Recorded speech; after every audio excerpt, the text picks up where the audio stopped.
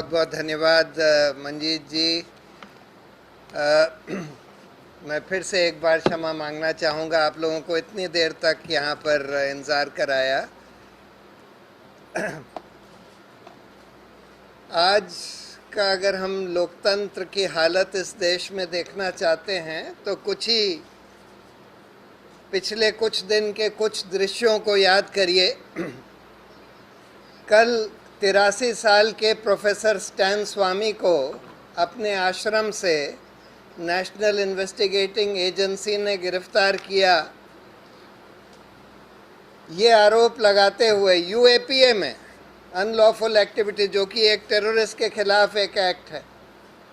एक Jesuit priest जिन्होंने अपनी पूरी जिंदगी वहाँ पर आदिवासियों के लिए लगा दी, आदिवासियों की ज़मीन बड़ी बड़ी माइनिंग कंपनियों से बचाने के लिए, आदिवासियों को शिक्षा प्रदान करने के लिए, आदिवासियों को स्वास्थ्य सेवाएं प्रदान करने के लिए, ऐसे आदमी को एनआईए कहती है जो कभी भीमा कोरेगांव गए नहीं।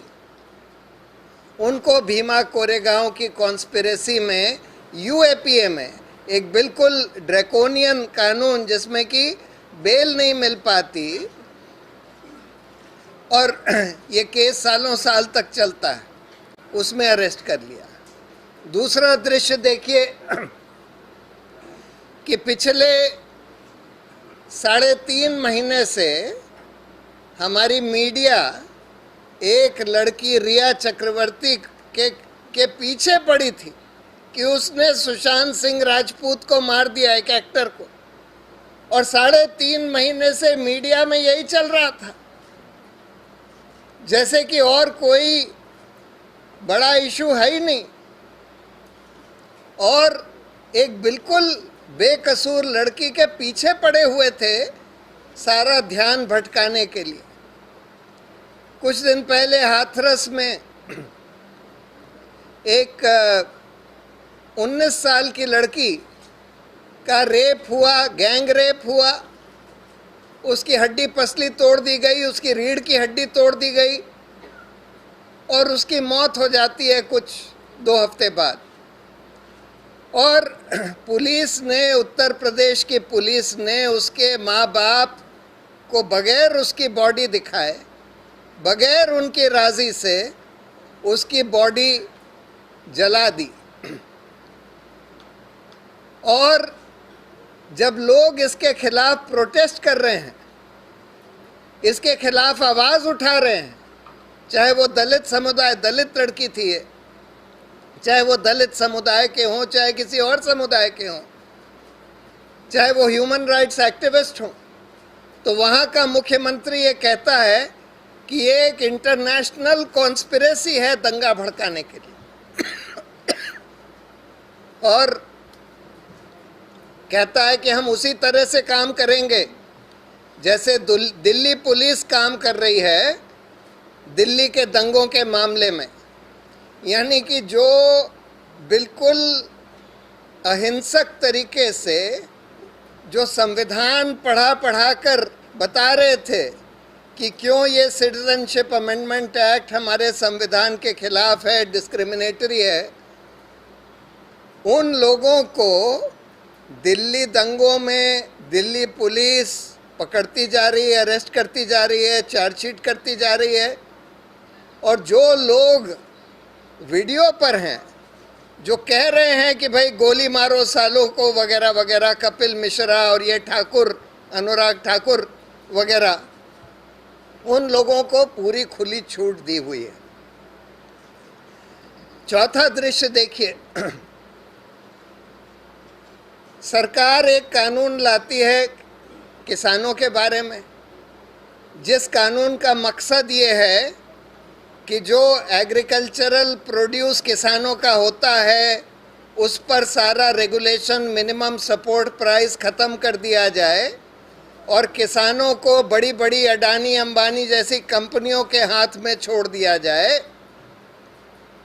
उस कानून को राज्यसभा में बगैर वोटिंग के पास करा हुआ घोषित कर देती है। जबकि साफ था, क्योंकि इस सरकार के जो एलाइज थे वो भी इसका विरोध कर रहे थे और उनकी मेजॉरिटी राज्यसभा में नहीं थी। फिर भी रूल ये कहते हैं कि जब एक आदमी भी डिमांड करे, राज्यसभा का एक मेंबर भी अगर डिमांड करे कि भाई हमको डिवीजन यानी कि वोट की काउंटिंग चाहिए, तो राज्यसभा का चेयरमैन, डिप्टी चेयरमैन जो भी वहाँ पर बैठा है उसके ऊपर बिल्कुल बाध्य है कि वो वोटिंग कराएगा और सबकी वोट काउंट करेगा। लेकिन बगैर वोटिंग के डिक्लेयर कर दिया जाता है कि बिल पास हो गया, और उसके बाद ऑपोजिशन के जो एमपीज जो प्रोटेस्ट कर रहे थे इसके खिलाफ, उनको बर्खास्त कर दिया जाता है, उनको सस्पेंड कर दिया जाता है। 2 दिन पहले 5वां दृश्य देखिए। हमारा संविधान हर नागरिक को इकट्ठा होकर प्रोटेस्ट करने का मौलिक अधिकार देता है, अभिव्यक्ति की आज़ादी देता है। सुप्रीम कोर्ट का पुराना 60 के दशक का एक जजमेंट है कॉन्स्टिट्यूशन बेंच का, हिम्मत लाल शाह, जो ये कहता है कि पुलिस ये नहीं कह सकती कि भाई पार्क में प्रोटेस्ट नहीं हो सकता, सड़कों पर प्रोटेस्ट नहीं हो सकता। संविधान ये कहता है कि ये अधिकार ऐसा मौलिक अधिकार है जिसको आप रिस्ट्रिक्ट सिर्फ इस ग्राउंड पर कर सकते हैं कि नेशनल सिक्योरिटी या पब्लिक ऑर्डर। और पब्लिक ऑर्डर का ये मतलब नहीं है कि वे पार्क में लोग घूमना चाहते हैं या सड़कों पर लोग चलना चाहते हैं, इस वजह से अगर ये प्रोटेस्ट किसी थोड़ी सी देर के लिए किसी सड़क को ऑब्स्ट्रक्ट भी कर रहा है या पार्क में जो लोग घूमना चाहते हैं उनको ऑब्स्ट्रक्शन भी हो रहा है, तो ये पब्लिक ऑर्डर का ब्रीच नहीं है। और आप इस ग्राउंड पर ये नहीं कह सकते कि भाई पार्क तो सिर्फ पार्क में घूमने वालों के लिए होता है, प्रोटेस्टर्स के लिए नहीं होता। सड़क तो चलने वालों के लिए होती है, प्रोटेस्टर्स के लिए नहीं होती। प्रोटेस्ट का राइट उतना ही महत्वपूर्ण अधिकार है, बल्कि ज़्यादा, एक लोकतंत्र में ज़्यादा महत्वपूर्ण अधिकार है, बजाय इसके कि सड़कों पर लोग चल सकें या पार्क में लोग घूम सकें। लेकिन फिर भी सुप्रीम कोर्ट ने शाहीन बाग के मामले में 2 दिन पहले ये बोल दिया कि प्रोटेस्ट तो वहीं हो सकता है जहां पुलिस अलाउ करे, बिल्कुल संविधान के खिलाफ, कॉन्स्टिट्यूशन बेंच के जजमेंट के खिलाफ। लेकिन फिर भी ये बोल दिया। तो ये मैंने आपको 5 उदाहरण दिए ये दिखाने के लिए कि आज लोकतंत्र की क्या हालत हो गई है। अब हम अगर बुनियाद से चलते हैं तो लोकतंत्र का मतलब क्या है? लोकतंत्र का मतलब है कि जो किसी भी देश की व्यवस्था जनता की इच्छा से चलनी चाहिए। जनता मालिक है और जो लोग व्यवस्था चला रहे हैं, चाहे वो मंत्री ही क्यों ना हो, चाहे वो पुलिस क्यों ना हो, चाहे वो कोई भी अधिकारी हो, उसको जनता की इच्छा से व्यवस्था चलानी है। ये लोकतंत्र का मतलब है। और इसको, लोकतंत्र को कायम करने के लिए हमारे संविधान ने हम सबको, हर नागरिक को बहुत सारे मौलिक अधिकार दिए हैं। उसमें बहुत महत्वपूर्ण अधिकार हैं आर्टिकल 14, आर्टिकल जो इक्वालिटी का, बराबरी का, आर्टिकल 19 जो हमारे सारे सिविक राइट्स हैं, यानी अभिव्यक्ति की आज़ादी, कोई भी प्रोफेशन प्रैक्टिस करने की आज़ादी, कहीं पर भी रहने की आज़ादी, कहीं जाने आने की आज़ादी, प्रोटेस्ट करने की आज़ादी, ये सारे मौलिक अधिकार। और साथ में धारा 21 यानी right to life and liberty, जिसमें सुप्रीम कोर्ट ने बोला है कि राइट टू लाइफ का मतलब सिर्फ ये नहीं है कि आप जानवर की तरह जी सकें। इसका मतलब ये है कि जो भी न्यूनतम ज़रूरतें हैं एक आदमी को, किसी भी जने को एक डिग्निफाइड लाइफ लीड करने के लिए, वो सब न्यूनतम ज़रूरतें सरकार आपको उपलब्ध कराएगी, ये हमारा संविधान कहता है। और इन मौलिक अधिकारों की रक्षा करने के लिए हमने सुप्रीम कोर्ट और हाई कोर्ट संविधान ने बनाए, और हाई कोर्ट और सुप्रीम कोर्ट को सिर्फ ये अधिकार ही नहीं दिया बल्कि ये दायित्व सौंपा गया है कि वो हमारे मौलिक अधिकारों की रक्षा करें। हमारे जो दूसरे संविधान में संस्थाएं बनाई गई हैं लोकतंत्र की रक्षा के लिए, जैसे इलेक्शन कमीशन है कि ईमानदारी से इलेक्शन चुनाव हो सके, जैसे कि कंट्रोलर एंड ऑडिटर जनरल है कि हमारे देश का सार्वजनिक पैसा बर्बाद ना हो, मिसयूज ना हो, करप्ट तरीके से लोग ना खा जाएं, उसकी समीक्षा करके सार्वजनिक जनता के सामने रखने के लिए कंट्रोलर एंड ऑडिटर जनरल बनाया गया है। नेशनल ह्यूमन राइट्स कमीशन और स्टेट ह्यूमन राइट्स कमीशंस बनाए कि जिससे कि लोगों के ह्यूमन राइट्स, मानव अधिकारों की रक्षा हो सके। सीबीआई और इस तरह की एनफोर्समेंट डायरेक्टरेट, इस तरह की इन्वेस्टिगेटिव एजेंसीज बनाई गई कि भ्रष्टाचार की, मनी लॉन्ड्रिंग की ईमानदारी से जांच हो सके। पुलिस वगैरह बनाई गई कि इस देश को में कानून का राज कायम रहे, यानी कानून के हिसाब से सब चीज़ें चलें और लोग कानून का पालन करें। अब आज अगर हम देखें कि आज हमारा लोकतंत्र इन सारे मापदंडों पर कहाँ खड़ा है, तो पहले हम ये देखते हैं कि क्योंकि किसी भी समाज में अगर व्यवस्था जनता के इच्छा से चलेगी तो जाहिर है कि जनता को अपनी इच्छा व्यक्त करने का पूरा अधिकार होगा। यानी कि जनता को ये भी अधिकार है ऑब्वियसली कि अगर मंत्री लोग या सरकार कुछ गलत काम कर रही है तो उसके खिलाफ हम आवाज़ उठा सकें। अगर कोई गैर संवैधानिक कानून बन रहा है जैसे सिटीजनशिप अमेंडमेंट एक्ट, उसके खिलाफ हम आवाज़ उठा सकें। पार्लियामेंट में खुली चर्चा हो सके।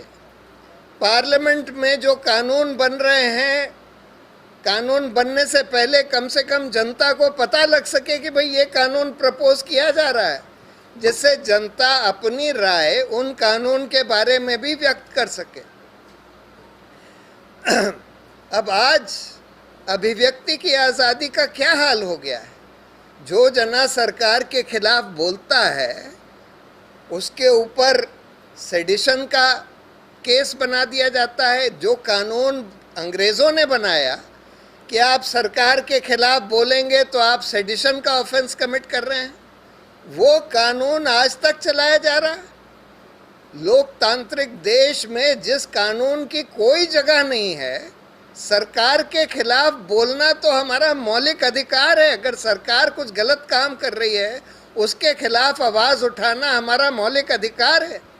लेकिन फिर भी सेडिशन का कानून 62 में सुप्रीम कोर्ट ने एक जजमेंट दिया, क्योंकि ये कानून चैलेंज किया गया कि भाई हमारे लोकतांत्रिक देश में मौलिक अधिकारों के खिलाफ है, हमारी अभिव्यक्ति की आज़ादी के खिलाफ है।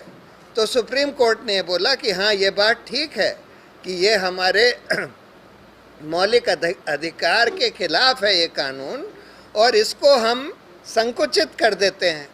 अगर आप लोगों को हिंसा के लिए भड़काएंगे और पब्लिक डिसऑर्डर क्रिएट करने के लिए भड़काएंगे और उससे सरकार को गिरा देने के लिए भड़काएंगे, तब सेडिशन का केस आपके खिलाफ बनाया जा सकता है, अन्यथा नहीं बनाया जा सकता।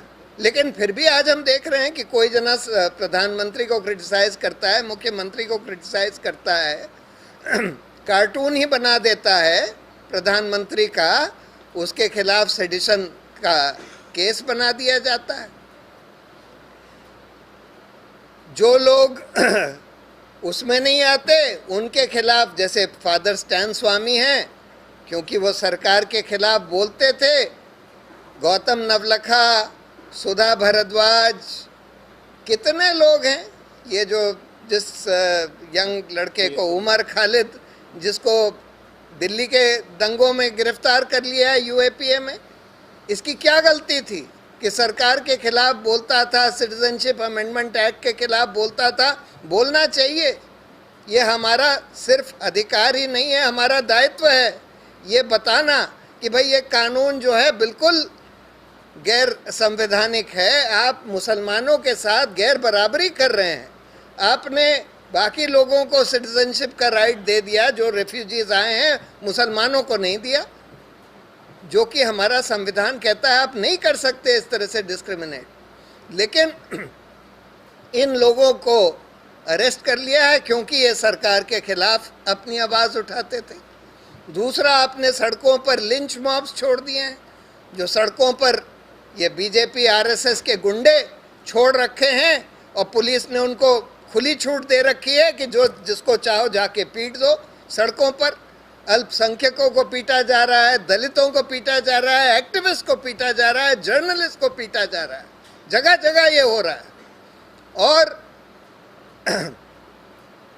एक लिंच मॉब आपने सोशल मीडिया पर बना रखा है, जिसको बीजेपी आईटी सेल कहा जाता है, जिसका संचालन खुद प्रधानमंत्री करते हैं। स्वाति चतुर्वेदी ने अपनी जो किताब लिखी है आई एम अ ट्रोल, उसमें पूरा दिखाया है कि बीजेपी का जो आईटी सेल है, जो एक गाली देने की, धमकी देने की जमात है, जिनका काम सिर्फ ये है कि आज इसको आइडेंटिफाई कर लिया, इस आदमी को सब लोग मिलके गाली देंगे, धमकी देंगे, इस लड़की को रेप का थ्रेट देंगे।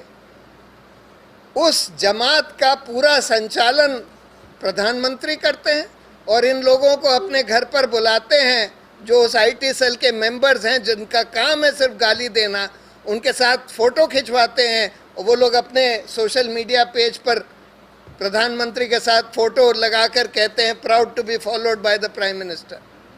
ऐसा कभी हुआ है? और आज तो मतलब सिर्फ अभिव्यक्ति की आज़ादी पर ही हमला नहीं हो रहा, आज हमारे देश की सभ्यता पर हमला है। ये क्या सभ्यता है कि लोगों को गाली दिलवाओ, भद्दी भद्दी गाली, महिलाओं को रेप का थ्रेट दिलवाओ। आप सच और झूठ के बीच का डिस्टिंक्शन ही एरेज करना चाहते हैं, झूठ फैलाओ।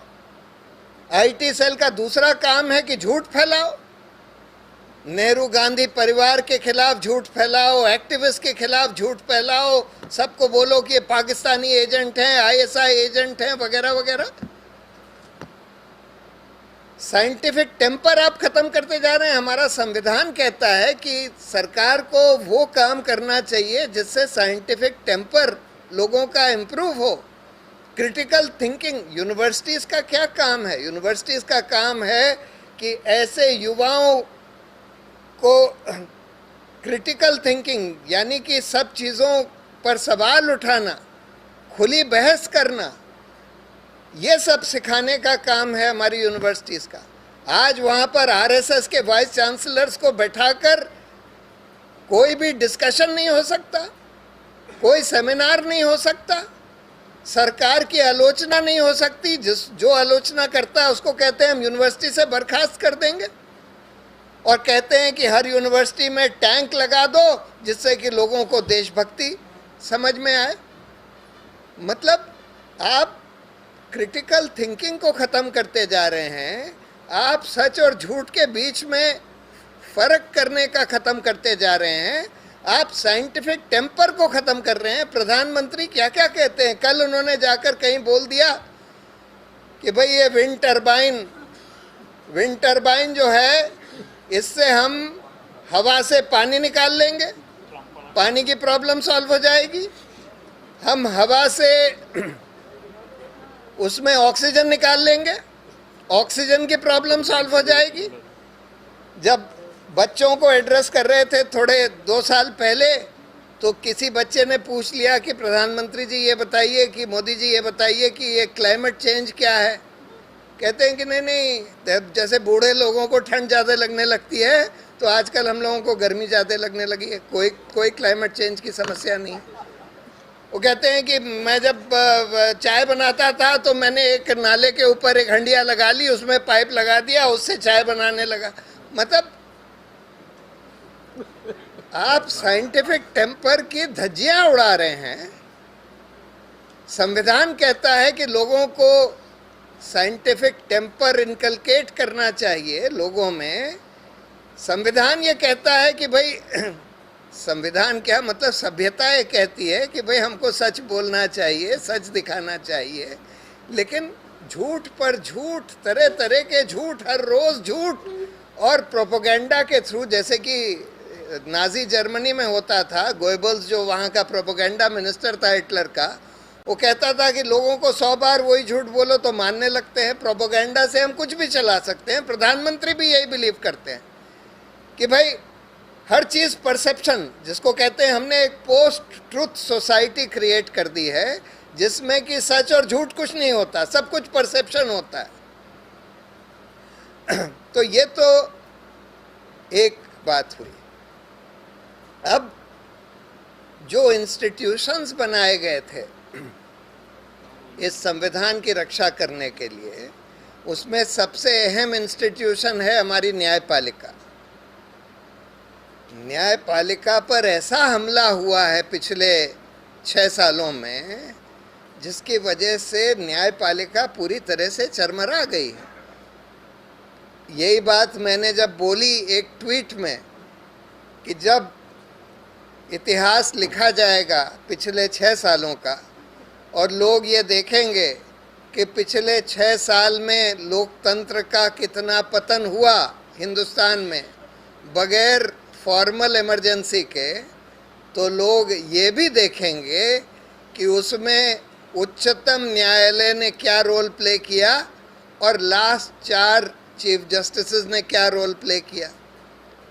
अब इस पर मेरे खिलाफ कंटेम्प्ट ऑफ कोर्ट का केस चला दिया गया, लेकिन उसकी एक अच्छी बात ये हुई, उसका एक अच्छा आउटकम ये हुआ कि इतने सारे लोग खड़े हो गए मेरे समर्थन में और ये कहने लगे कि ठीक है, अगर प्रशांत भूषण ने ये बात बोली है तो मैं भी ये बात बोलता हूँ, आप मेरे खिलाफ भी एक्शन दीजिए।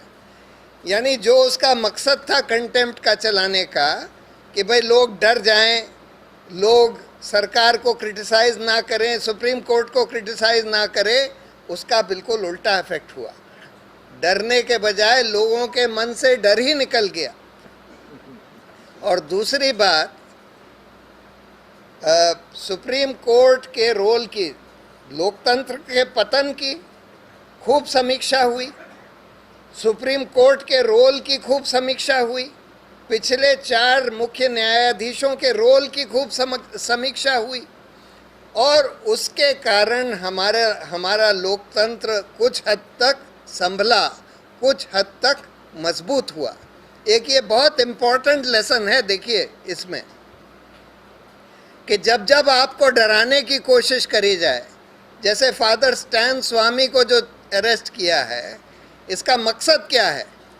इसका मकसद है कि लोगों को डरा दो कि कोई सरकार की आलोचना ना करे, कोई माइनिंग कंपनीज के खिलाफ खड़ा ना हो। फादर स्टैन स्वामी माइनिंग कंपनीज जो झारखंड में आदिवासियों की ज़मीन पर कब्जा करती चली जा रही थी सरकार के इशारों पर, सरकार के शह पर, उनके खिलाफ खड़े थे।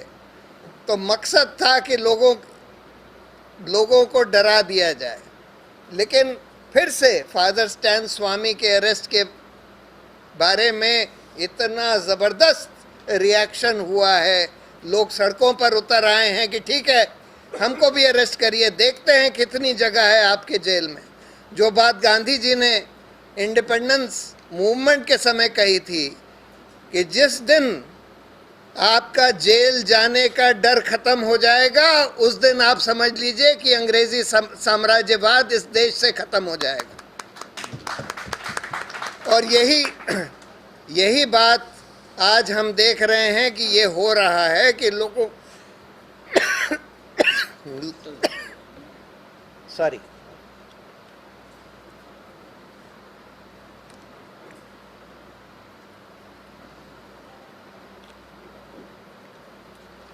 लोगों को डराने की कोशिश करी जा रही है, लेकिन अब ऐसी स्थिति आ गई है जो कहते हैं ना कि जब पानी नाक के ऊपर चढ़ जाता है और जब सरकार का पाप का घड़ा भर जाता है, तो अब वो स्थिति आ गई है।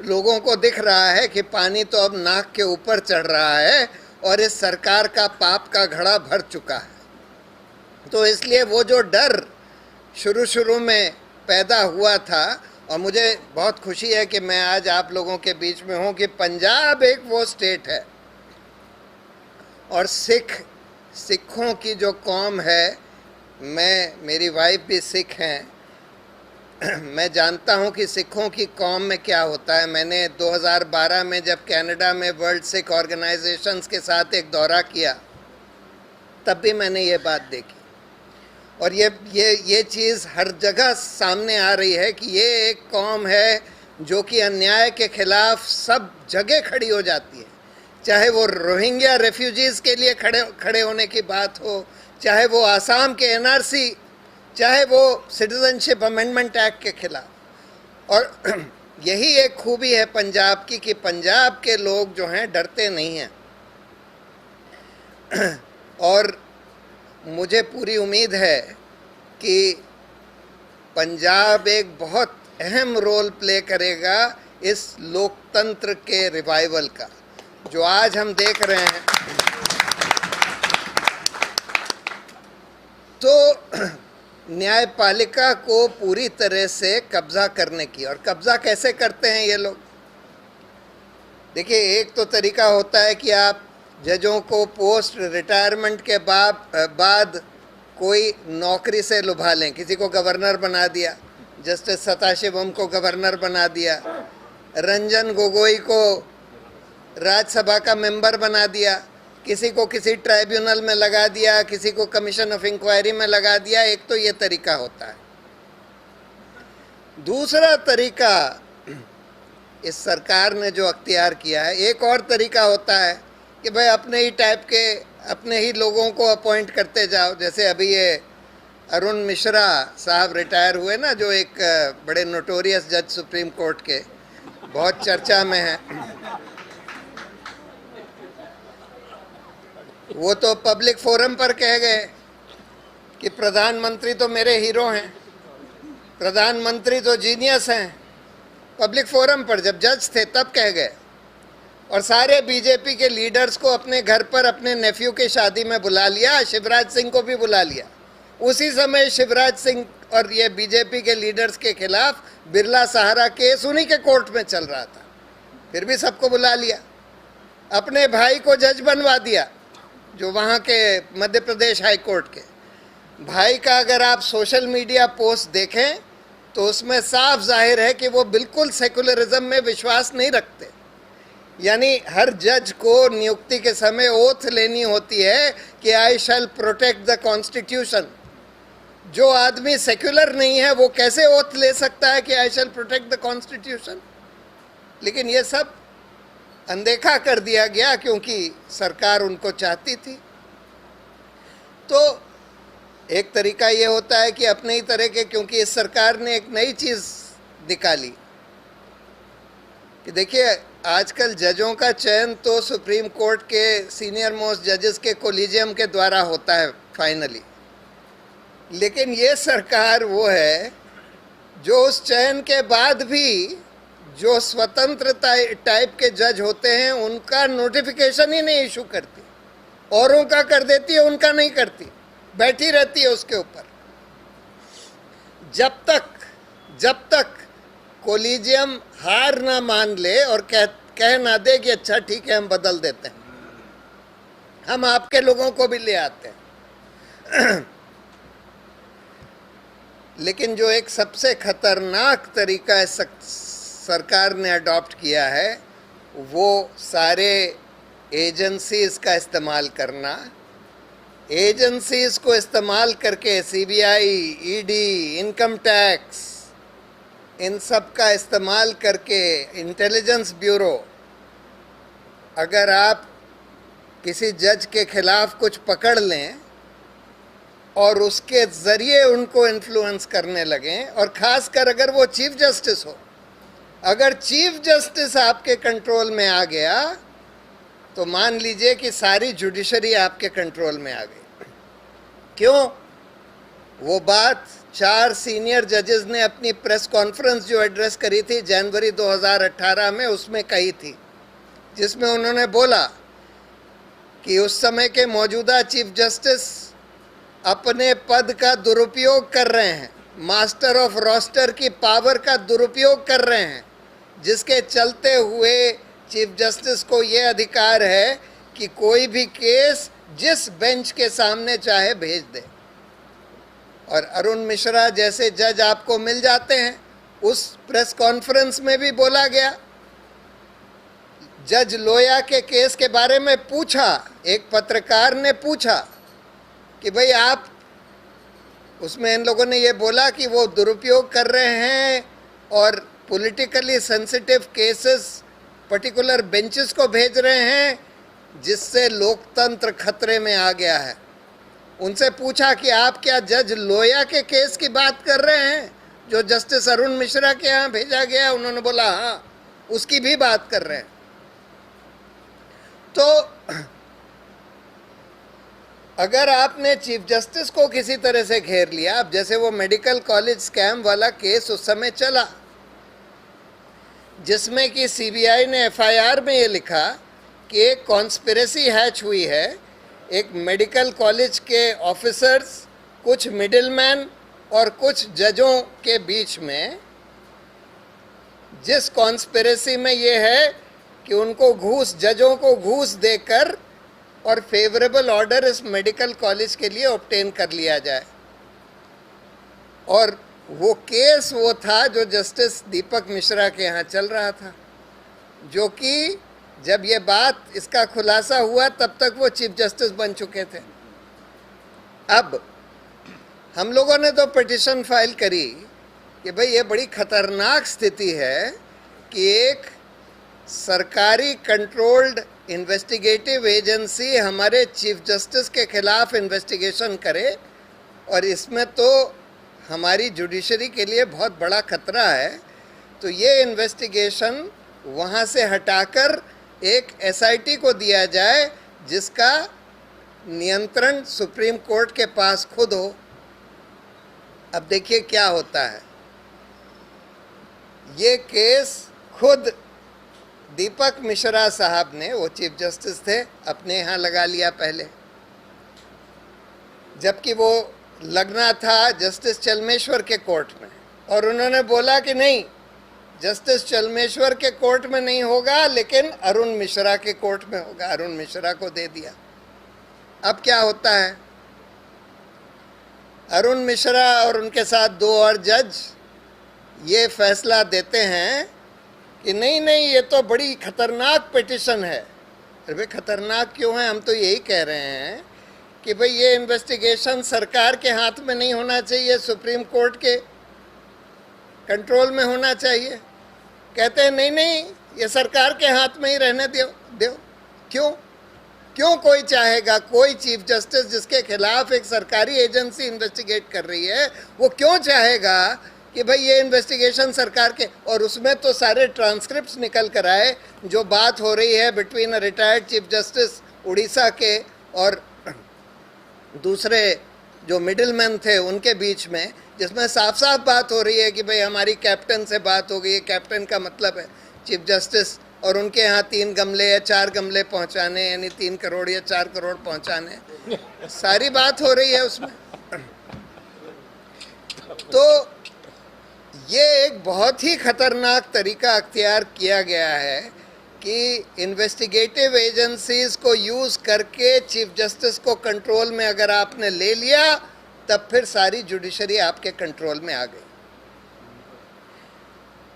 तो एक ये बहुत बड़ी प्रॉब्लम हो गई है, लेकिन अच्छी बात ये हुई है कि हाल में जो इसकी समीक्षा हुई उससे शायद हमको लगता है थोड़ा सुधार होगा। इस कंटेम्प्ट के ही चलते हुए जो समीक्षा हुई और उसकी चर्चा बहुत सारे रिटायर्ड जजेस ने भी करी, बहुत सारे लेख लिखे गए। अब इलेक्शन कमीशन पर आते हैं। देखिए, इलेक्शन कमीशन का काम है कि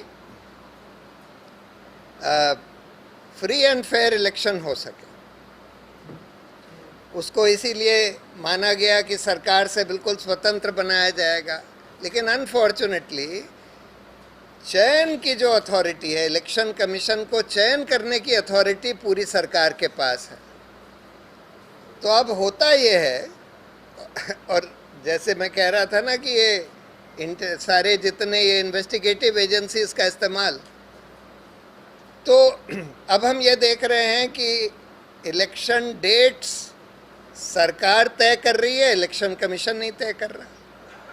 सरकार को पहले पता लग जाता है, वो लोग पहले से, बीजेपी की आईटी सेल पहले बता देती है कि बिहार में चुनाव इस दिन होने वाला है, इलेक्शन कमीशन बाद में अनाउंस करता है। मॉडल कोड ऑफ कॉन्डक्ट प्रधानमंत्री और अमित शाह वगैरह के खिलाफ इलेक्शन कमीशन एनफोर्स ही नहीं करता। एक इलेक्शन कमिश्नर थे अभी जिनको हटा दिया, क्या नाम था उनका, नंबर 2 जो थे, हाँ वो चले गए, जो चीफ इलेक्शन कमिश्नर बनने वाले थे, उन्होंने एक केस में डिसेंट ऑर्डर दे दिया कि मेरे राय में ये प्रधानमंत्री और अमित शाह वगैरह ने मॉडल कोड ऑफ कॉन्डक्ट और बीजेपी के लीडर्स ने मॉडल कोड ऑफ कॉन्डक्ट का उल्लंघन किया है। इनकम टैक्स, एनफोर्समेंट डायरेक्टरेट सब उनके पीछे पड़ गए और उनको बाध्य कर दिया कि वो रिजाइन करके एशियन डेवलपमेंट बैंक में चले जाएं एज ए डायरेक्टर। और किसको इन्होंने बना रखा है? सुनील अरोड़ा जो चीफ इलेक्शन कमिश्नर हैं, उनका नाम राडिया टेप्स में आया। राडिया टेप में एक कॉन्वर्सेशन है सुनील अरोड़ा और नीरा राडिया के बीच में। नीरा राडिया टाटा और ये अंबानी की कॉरपोरेट लॉबीज थी। अब वो सुनील अरोड़ा उससे कह रहे हैं, देखिए क्या कह रहे हैं, मेरे पास कुछ दिन पहले, कहते हैं कि न्यायपालिका में बड़ा भ्रष्टाचार हो गया है, मेरे पास कुछ दिन पहले एक आदमी आया, उसने बोला कि मैंने 9 करोड़ रुपए पंजाब एंड हरियाणा के चीफ जस्टिस को देकर ये फैसला ऑब्टेन किया है और ये 2 दिन में ये फैसला जारी हो जाएगा। और कहता है कि उसके बाद फिर से वो 2 दिन बाद, 3 दिन बाद आया, वो फैसला लेकर सच में वही फैसला जारी हो गया। तो उससे मुझे विश्वास हो गया कि 9 करोड़ रुपए इसने चीफ जस्टिस को घूस दिए। अब ये आदमी उस समय एयर इंडिया का मैनेजिंग डायरेक्टर या कुछ था, सुनील अरोड़ा। ये बात ये किसी अथॉरिटी को नहीं बताता है, उसका दोस्त एक आता है और दोस्त उसको ये बताता है कि मैंने 9 करोड़ रुपए चीफ जस्टिस को देकर ये फैसला खरीदा है। और ऐसे आदमी, और वो किसी को नहीं बताता है, किसी को कंप्लेन नहीं करता है, कोई लॉ एनफोर्समेंट एजेंसी को नहीं बताता है कि भाई यहाँ पर पंजाब एंड हरियाणा के हाई कोर्ट में न्याय बिक रहा है और वो उसको आप चीफ इलेक्शन कमिश्नर बना देते हैं। इलेक्टोरल बॉन्ड्स आपने इंट्रोड्यूस कर दिए सरकार ने। भाई, एक बहुत बड़ी प्रॉब्लम हमारे लोकतंत्र में ये थी कि पैसे की बहुत अहमियत है। क्यों? क्योंकि हमारे सिस्टम में first pass the post 2 level पर है।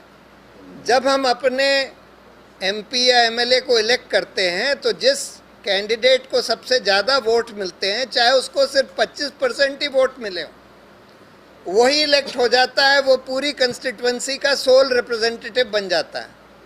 बाकी सारे कैंडिडेट्स को मिलाकर उससे 4 गुने वोट भी मिले हों, फिर भी वो 0 हो जाते हैं, यही एक आदमी रह जाता है।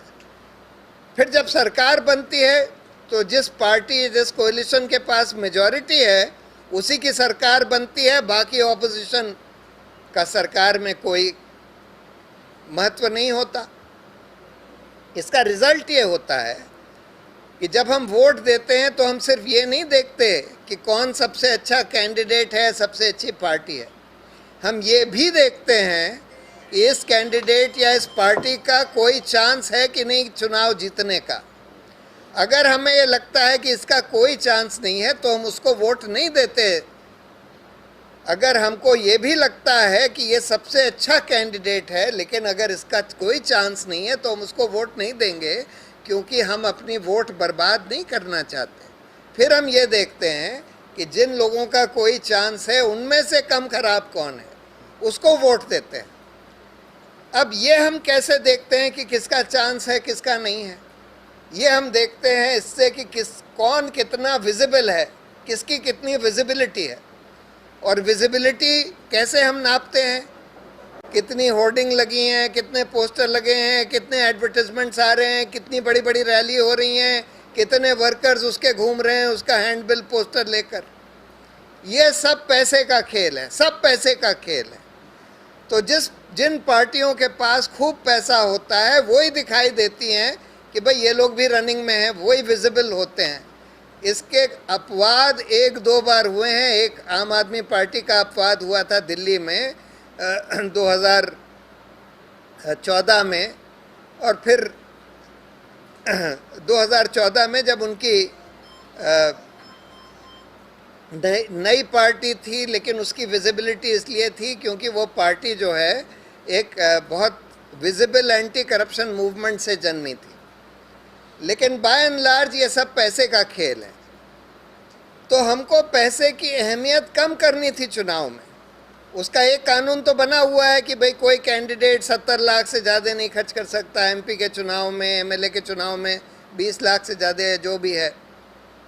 लेकिन पहली बात तो उसका एनफोर्समेंट नहीं होता, और उसका एनफोर्समेंट इसलिए नहीं होता क्योंकि लोग कैश में खर्च करते हैं और दिखाते बहुत कम है, खर्च बहुत ज़्यादा करते हैं। तो जब प्रधानमंत्री ने नोटबंदी करी तो उन्होंने बोला था कि हम कैशलेस सोसाइटी बनाना चाहते हैं। तो आम आदमी तो चलिए कैशलेस नहीं हो सकता, पॉलिटिकल पार्टीज़ और कैंडिडेट्स को तो कैशलेस कर सकते थे। कानून बना देते कि कोई पॉलिटिकल पार्टी या कैंडिडेट कोई पैसा कैश में नहीं खर्च करेगा, ना लेगा, जो कुछ होगा सारा बैंक के ट्रांजैक्शंस के थ्रू होगा। लेकिन वो नहीं किया और एकदम उल्टा कर दिया। उल्टा ये कर दिया कि इलेक्टोरल बॉन्ड्स इंट्रोड्यूस कर दिए। अच्छा, पॉलिटिकल पार्टी के खर्चे पर कोई लिमिट नहीं लगाई, पॉलिटिकल पार्टी जितना भी खर्च कर दे। यानी कि ये कहते हैं कि पिछले चुनाव में 50,000 करोड़ भाजपा ने खर्च किया, यानी कि हर कंस्टिट्यूएंसी में 100 करोड़ रुपया। अब कैंडिडेट की लिमिट तो 70 लाख है और 100 करोड़ रुपए अगर पार्टी खर्च कर रही है तो फिर इलेक्शन एक्सपेंसेस के लिमिट का क्या मतलब हुआ? तो इन्होंने उल्टे चेंजेस कर दिए। इन्होंने पहला चेंज ये किया कि इलेक्टोरल बॉन्ड्स इंट्रोड्यूस कर दिए कि अब अज्ञात तरीके से कितना भी पैसा कोई भी कंपनी पॉलिटिकल पार्टीज को दे सकती है। यानी कि राफेल का सौदा आपने किया, अब राफेल कंपनी अपने सब्सिडियरी के थ्रू भाजपा को घूस दे सकती है कि भाई ये लीजिए, आपने ये कराया, 500 करोड़ हम आपको दे रहे हैं, आपने ये सौदा करवा दिया, और किसी को पता नहीं लगेगा, इलेक्शन कमीशन को भी पता नहीं लगेगा कि ये 500 करोड़ राफेल कंपनी ने दे दिए। उधर अडानी को आपने कोई पोर्ट दिलवा दिया, कुछ और दिलवा दिया, ये फार्म बिल पास करा दिया कि अडानी की मोनोपोली, अडानी एग्रो की मोनोपोली हो जाए। उन्होंने आपको और 1000 करोड़ दे दिए इलेक्टोरल बॉन्ड्स के जरिए, किसी को पता नहीं लगेगा कि घूस दे दी गई। दूसरा इन्होंने बदलाव ये किया कि कॉरपोरेट फंडिंग पर लिमिट थी कि कोई कंपनी अपने प्रॉफिट का 7.5% से ज़्यादा किसी पॉलिटिकल पार्टी को डोनेट नहीं कर सकती। मतलब टोटल पॉलिटिकल डोनेशंस उसके प्रॉफिट के 7.5% से ज़्यादा नहीं हो सकते, वो लिमिट इन्होंने हटा दी। तीसरा, फॉरेन कंट्रीब्यूशन रेगुलेशन एक्ट जो इसलिए बनाया गया था कि पॉलिटिकल पार्टीज और पब्लिक सर्वेंट्स मेनली इसलिए बनाया गया था कि पॉलिटिकल पार्टीज और पब्लिक सर्वेंट्स फॉरेन पैसा ना लें, जिससे फॉरेन इन्फ्लुएंस में ना आए। अब उसको ये लोग अब यूज़ कर रहे हैं छोटे छोटे डेवलपमेंट एनजीओज़ को हाउंड करने के लिए। उनकी तो सारी फंडिंग रोक दी, चाहे वो डेवलपमेंट का काम कर रहे थे, लेकिन पॉलिटिकल पार्टीज़ को फॉरेन फंडिंग अलाउ कर दी है, ये कह के कि अगर कोई कंपनी है उसकी इंडिया में, फॉरेन कंपनी की सब्सिडियरी इंडिया में है तो वो पैसे दे सकते हैं पॉलिटिकल पार्टीज़ को। तो आपने फॉरेन फंडिंग अलाउ कर दी, आपने लिमिट हटा दी, आपने अज्ञात फंडिंग अलाउ कर दी। पैसे की अहमियत तो आप बढ़ाते जा रहे हैं इलेक्शन में।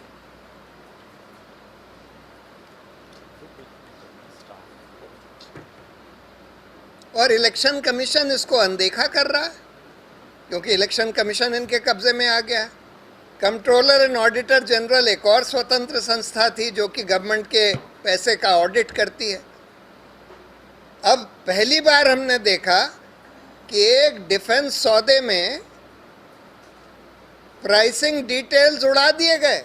रफाल के सौदे में पहली बार हुआ इतिहास में, 70 साल के सीएजी के इतिहास में पहली बार एक डिफेंस डील के प्राइसिंग डिटेल्स हटा दिए गए, क्योंकि मोदी जी ने बोला कि इसको उड़ा दो। पहली बार ऐसा हुआ है कि इस रफाल सौदे के ऑफसेट कॉन्ट्रैक्ट्स का ऑडिट नहीं किया, क्योंकि सरकार नहीं चाहती थी। पहली बार ऐसा हुआ कि सरकार ने पहले ही से सुप्रीम कोर्ट में एक बंद लिफाफे में दे दिया। ये एक नया तरीका सुप्रीम कोर्ट ने अख्तियार किया है, जो कि लोया वाले केस में और रफाल वाले केस में और एक दो केसेस में, कि सरकार से बंद लिफाफे में कुछ भी नोट ले लो, जो दूसरी पार्टी को भी मत दिखाओ, जो हलफनामे पर भी ना हो, यानी कि सरकारी कोई अफसर उसकी रिस्पॉन्सिबिलिटी भी नहीं ले रहा है कि ये सच है कि झूठ है, और उसके आधार पर आप केस तय कर देते हैं। लोया का केस भी उसके आधार पर तय कर दिया, रफाल का भी तय कर दिया, और रफाल में तो बिल्कुल झूठ निकला, क्योंकि रफाल में नोट में सरकार ने लिख दिया कि सीएजी का ऑडिट हो चुका है और उसको पीएसी को भी दिया जा चुका है और सार्वजनिक भी किया जा चुका है। ये सारी चीज़ें फैसले में आ गई क्योंकि उस नोट में थी, जबकि सब झूठ था। तब तक ऑडिट भी नहीं हुआ था, तब तक पीएसी को देने की तो बात कोई सवाल ही नहीं उठता, सार्वजनिक करने का सवाल ही नहीं उठता। तो ये कैसे, सरकार को कैसे पता लग गया सीएजी के ऑडिट के पहले ही कि रफाल के सौदे से प्राइसिंग डिटेल उड़ा दिए जाएंगे? सरकार ने बोल दिया कि प्राइसिंग डिटेल उस ऑडिट रिपोर्ट से उड़ा दिए गए हैं, 2 महीने पहले बोल दिया। यानी कि सरकार को पता था कि ये सीएजी हमारे कब्जे में है, जो हम चाहेंगे वो करेगा, प्राइसिंग डिटेल उड़ाने को कहेंगे तो उड़ा देगा। तो ये जितने लोकतांत्रिक संस्थान बनाए गए हैं लोकतंत्र को प्रोटेक्ट करने के लिए, सब पर कब्जा होता जा रहा है, एक के बाद हो ही गया है तकरीबन। और इसीलिए मैं कहता हूँ कि इमरजेंसी के दौरान भी इतना बड़ा खतरा नहीं था लोकतंत्र के लिए जितना आज पैदा हो गया है, क्योंकि आज तो हमला इतना भयंकर हमला है। मतलब ये सरकार तो बिल्कुल फांसीवादी सरकार है जो लोकतंत्र में विश्वास ही नहीं करती। तो अब सवाल ये है कि हम लोग इससे कैसे लड़ें। देखिए, कल जयप्रकाश नारायण की जन्म तिथि है, कल उनकी बर्थ एनिवर्सरी है। अभी अभी गांधी जी की बर्थ एनिवर्सरी हुई। गांधी जी जिस स्वतंत्रता के लिए लड़े, उससे भी मुझे आज लगता है कि उससे भी ज़्यादा गंभीर संकट आज इस देश के लिए, इसके लोकतंत्र के लिए है। जयप्रकाश नारायण ने जब संपूर्ण क्रांति का नारा दिया, उससे भी गंभीर संकट है। लेकिन आशा की किरण ये है कि देखिए, इतना ज़बरदस्त हमला, इतना ज़बरदस्त सरकार की तरफ से आतंक हमारे एक्टिविस्ट अल्पसंख्यक दलितों के ऊपर आज हो रहा है, लेकिन फिर भी लोग खड़े हुए हैं, फिर भी लोग खड़े हुए हैं और फिर भी लोग आवाज़ उठा रहे हैं। और अब ये हम देख रहे हैं कि अब वो जज्बा बनता जा रहा है, जज्बा जो कि इंडिपेंडेंस मूवमेंट में बना था, कि डर खत्म हो रहा है, डर खत्म हो रहा है लोगों का। और अब लोग ये कहने लगे हैं कि ठीक है, कितनी जगह है जेल में तेरे, देख लिया है, देखेंगे। तो जो बात गांधी जी कहते थे कि भाई जेल का डर खत्म कर दो, वो डर अब खत्म होता जा रहा है। और ये बात भी लोग अब समझ गए हैं। मतलब आपने कोरोना वायरस को ले लीजिए, कोरोना वायरस को लेकर आपने कोरोना वायरस तो ख़त्म नहीं किया, वो तो बढ़ता चला जा रहा है, लेकिन आपने पूरी इकोनॉमी ध्वस्त कर दी और आपने जीडीपी 24% डाउन कर दिया। 10 करोड़ नौकरियां ख़त्म हो गई, 10 करोड़ नौकरियां ख़त्म हो गई इस देश में। तो यूथ जो है ये बात समझ गया है कि ये सिर्फ एक जुमलेबाज सरकार है जो हमको झूठ बोल बोल के, झूठे वादे करके, झूठ दिखा दिखा कर हमको बहला फुसला रही है। इनका इंटरेस्ट सिर्फ बड़े बड़े कंपनी अडानी के साथ, अंबानी अडानी के साथ है। इनका आम आदमी से या किसानों से, यूथ से, किसी से कोई वास्ता, दलित मुस्लिम तो खैर छोड़ दीजिए, उनको तो ये लोग बिल्कुल दबाना चाहते हैं। इनकी जो पूरी सोच और संस्कृति है एंटी दलित, एंटी मुस्लिम, लेकिन आम आदमी के प्रति भी इनकी कोई इंटरेस्ट नहीं है, कोई श्रद्धा नहीं है। इनके लिए बस वही आदमी की अहमियत है जो उनको मोटे मोटे पैसे दे सकें, अंबानी अडानी वगैरह। ये बात अब लोग धीरे धीरे समझ गए हैं और इसलिए आज मुझे दिख रहा है, देखिए मीडिया का हाल बहुत बुरा है, हम लोग सब देख रहे हैं, सब जानते हैं कि ज़्यादातर मेन स्ट्रीम मीडिया जो है सरकार के कब्ज़े में आ चुका है।